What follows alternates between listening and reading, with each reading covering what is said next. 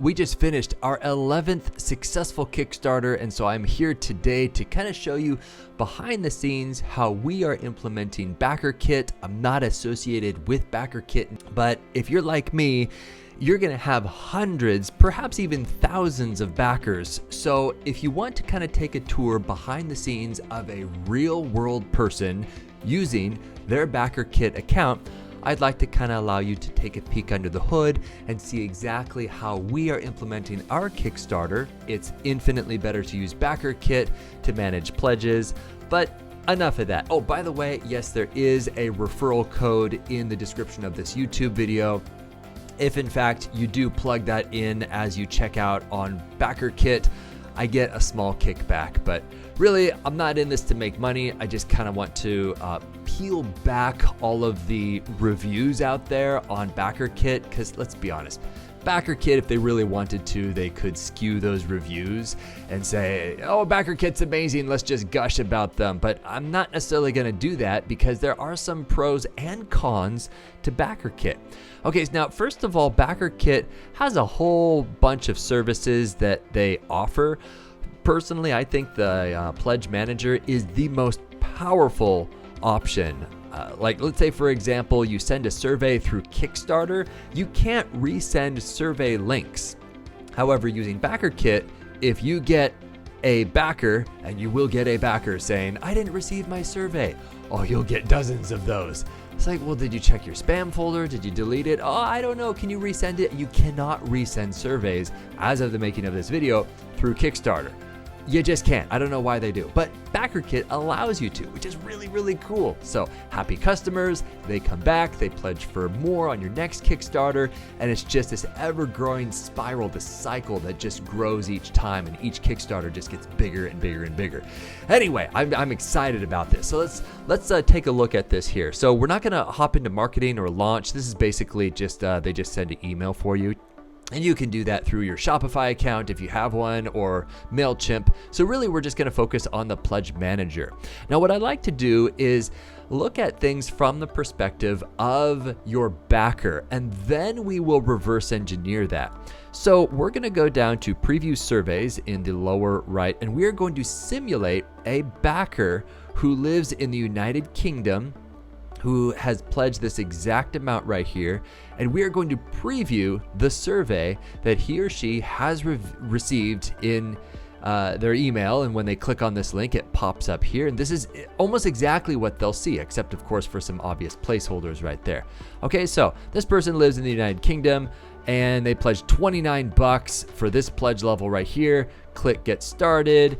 If you want to add any kind of things right here, you can. I just did this just for fun, so contact email for shipping, because sometimes there are issues with shipping and you can't get a hold of them through Kickstarter. All right, so this is powerful right here, the ability to add add-ons, and these are our other Kickstarters.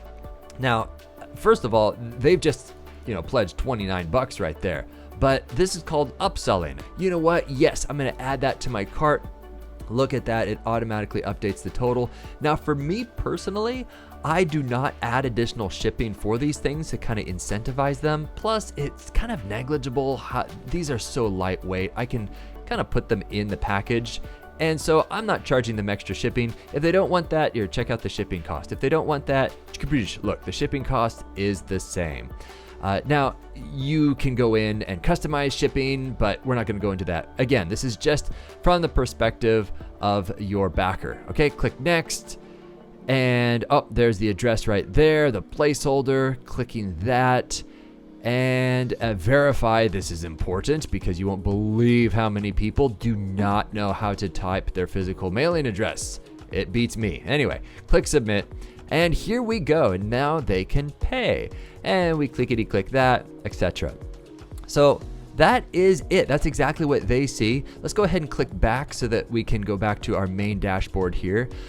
Now, I also actually customized things to allow free shipping for those in the United States. So let's say, let's say there was a final countdown, a person chose this one over on our Kickstarter for $33, and this person lived in the United States right there, and they pledged this exact amount, and we're going to preview survey. So check this out. So since we're in Washington, watch this. Okay, so yeah, whatever. Look at this right here. It automatically calculates Washington state sales tax. That is so powerful, because otherwise, if you're over on Kickstarter, they don't calculate sales tax. You need to eat that. And I have in the past allocated 20 to 25% of what I earned on Kickstarter and just threw that at taxes. That's insane. And so if you can pass that tax payment off to the customer and collect that, and then obviously you're gonna remit that. I'm not gonna pocket this right here. But instead of just chiseling away at your final amount that you raised on Kickstarter, instead Backerkit allows you to charge your backer the sales tax. That's pretty cool. And so here we are right here. Again, they can add any kind of add-ons if they'd like. Sure, we're gonna add that, we're gonna add that, we're gonna add that. Great, now they owe $59, which includes that sales tax. Remember earlier I said that there's no shipping costs for the United States. That's right, really just to kind of incentivize people, my neighbors and stuff, to buy. Plus, let's be honest, how many people actually charge shipping in the United States now? We are creatures of habit when it comes to Amazon not charging shipping, even if it's $2.99. We're like, oh, how dare you?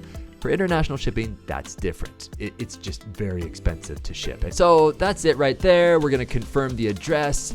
And once again, they owe $59.02. That is pretty cool. Let's go back to this original screen, and now we're going to start from the very top, and we're gonna slowly work down everything, step by step, going left all the way down here. Okay, so here we go, starting with pricing. So first of all, this is gonna be blank when you first sign up for Backerkit. They'll have a message saying something to the effect of, we will calculate how much we're gonna charge after your Kickstarter ends. They just don't know. They charge a percentage. And if you Google calculate Backerkit fee, you can do that. And if you project out, I don't know, I'm gonna raise $5,000, then they will actually give you that exact amount up front, which is pretty cool. But now that my Kickstarter is finished, I haven't sent any surveys quite yet. I'm gonna wait 2 weeks to see if in fact we have any decline cards. But after 2 weeks, I will send that survey. But for now, I can look forward to paying this amount right here for a campaign that raised $33,000. That's pretty good, considering, you know, 661 bucks.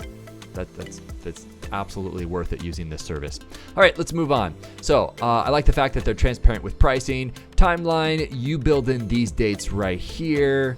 Matter of fact, I think I'm a little behind on this one, so I'll edit those later, but this is just to kind of keep you on task.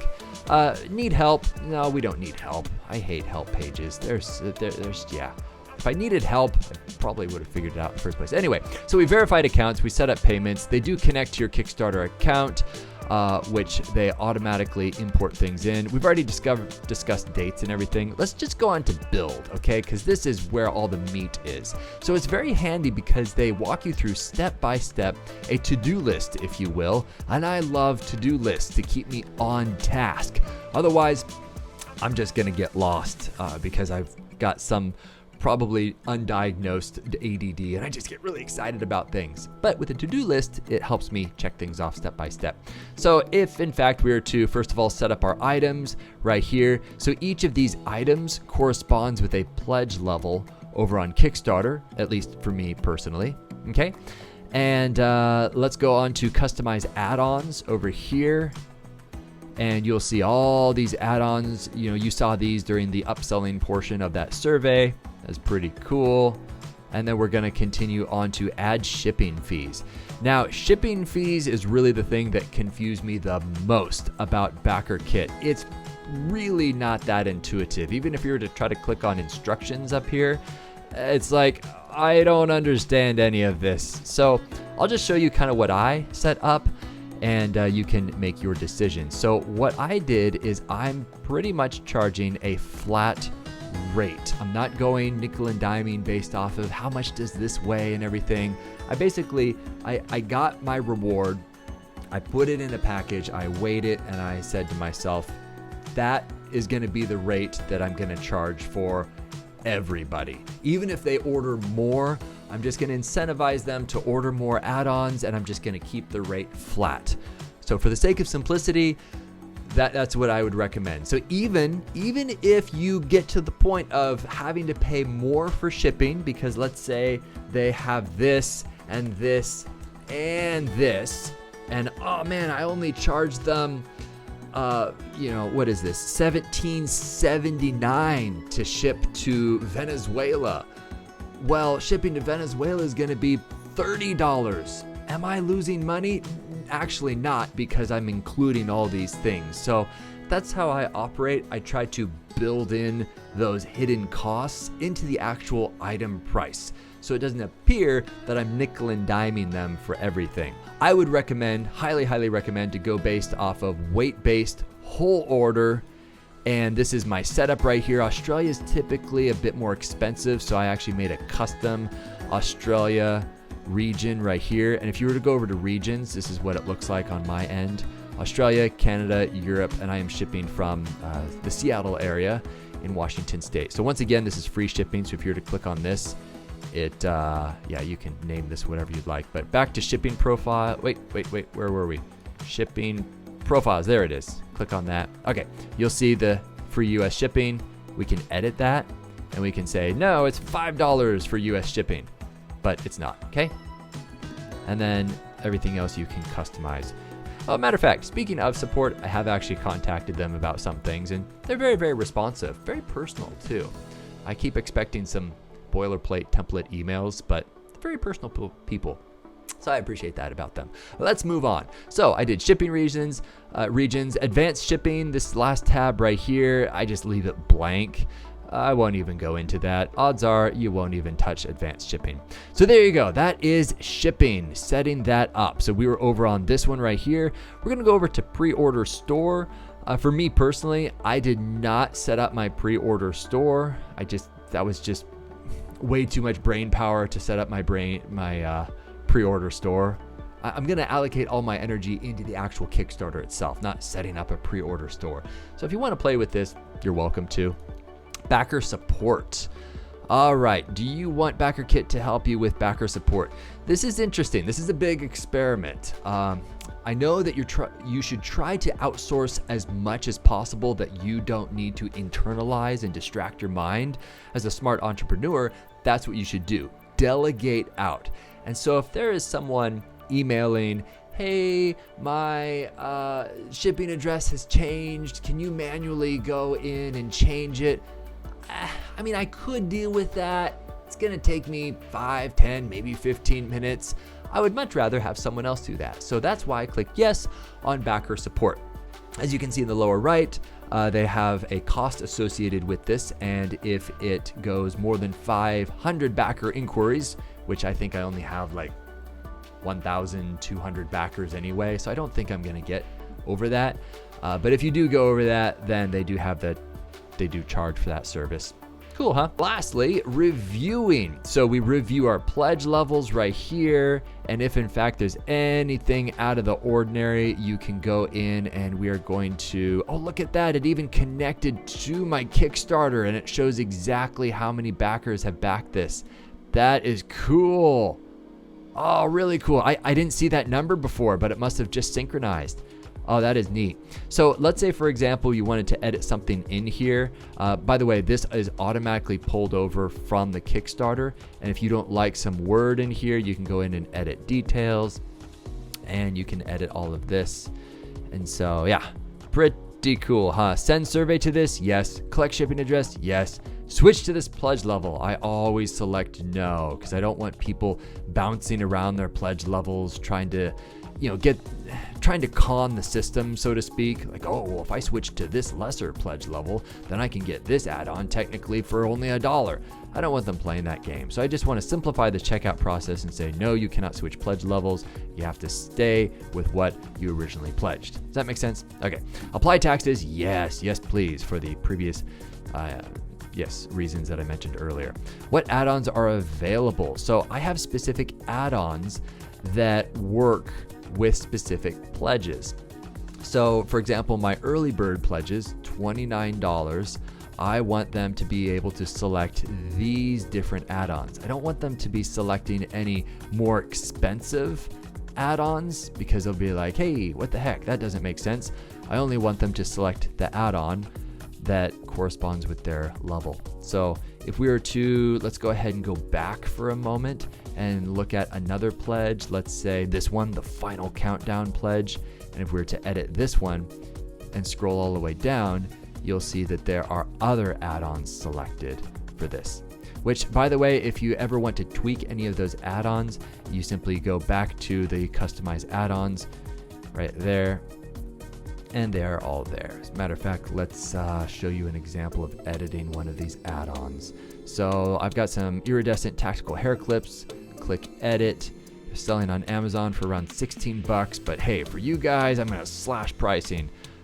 Wait, 16, there we go. That's accurate. Cool, going back. So you can go through and really, like this add-on, for example, this isn't even mentioned on my Kickstarter. I actually found some inventory of my ballistic scarf, and the Kickstarter locks it. Once you click launch, it locks all rewards, and you cannot modify them unless no one has pledged for those rewards. It's kind of frustrating, but in a spirit of full transparency, they don't want creators tweaking rewards after someone has pledged. So I understand why they lock them, but at the same time, you can't add other details that you might have mistaken. So Backerkit allows you to do that. Case in point, I found these ballistic scarves and I added them on Backerkit. So they'll be pleasantly surprised. Be like, oh, I never saw that add-on. This is really cool. And they can click on that and they'll be like, yes, I want to order this one right here.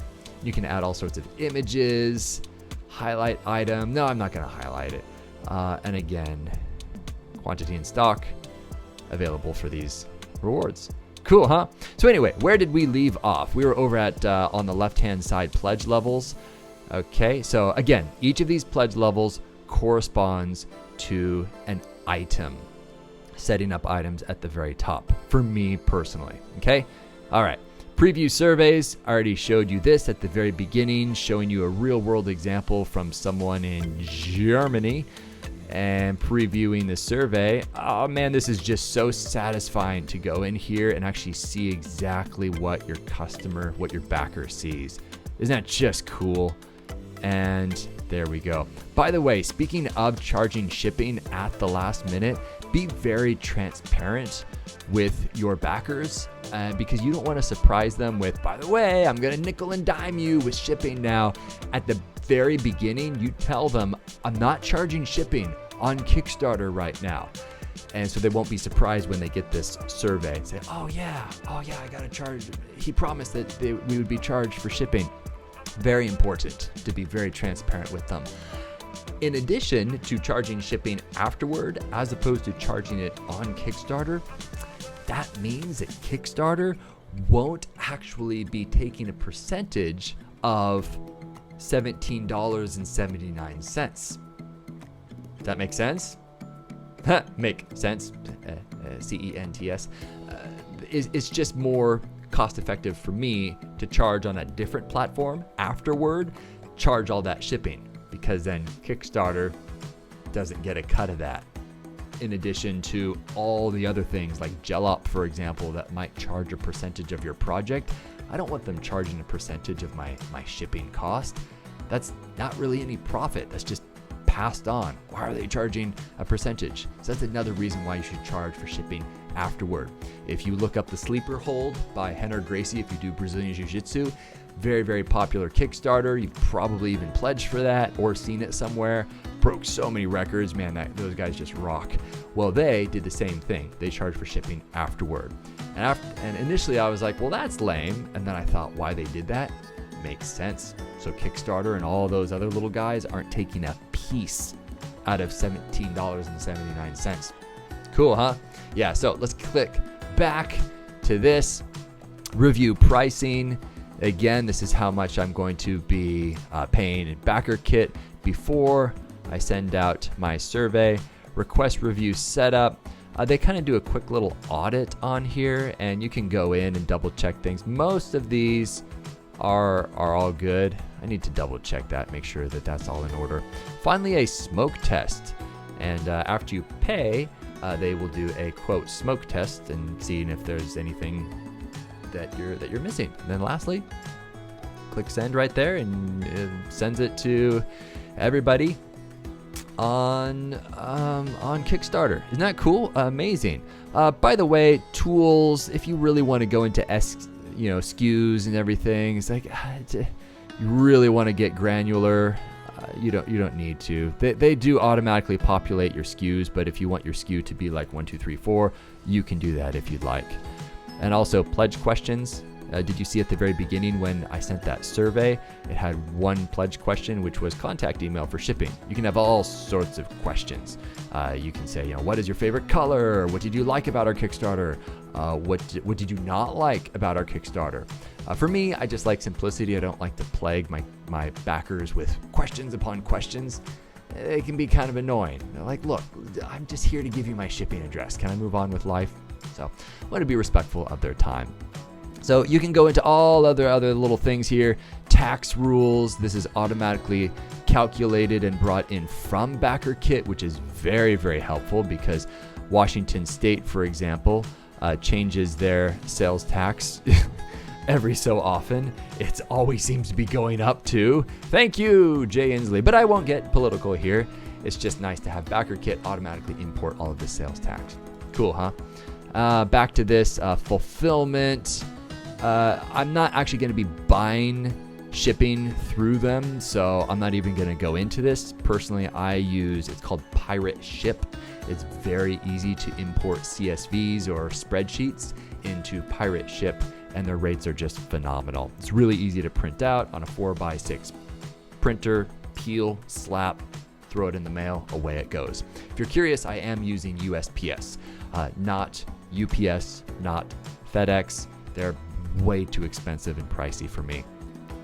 And I don't think my customers would be like, why are you charging $25 when you could only charge $17 for relatively the same service for the most part.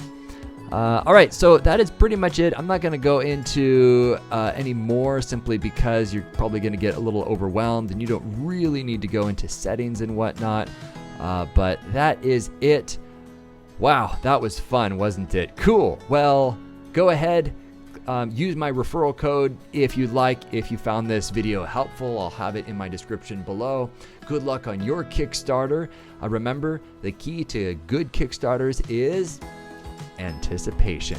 You really just have to get all your ducks in a row so that when the day comes, you click go and like 500 things happen, whether it's sending emails to bloggers and influencers, you have YouTube videos scheduled, you have Instagram posts scheduled. The key is to schedule as much in advance so when the day comes of launch, it just goes like wildfire. The last thing you want to do is be sitting there clicking launch going, well, maybe I should go research shipping costs now. You don't want to do that. You want to have all that research done beforehand, okay? So the key to a successful Kickstarter, anticipation. All right, that's it. Okay, hope this helps everybody.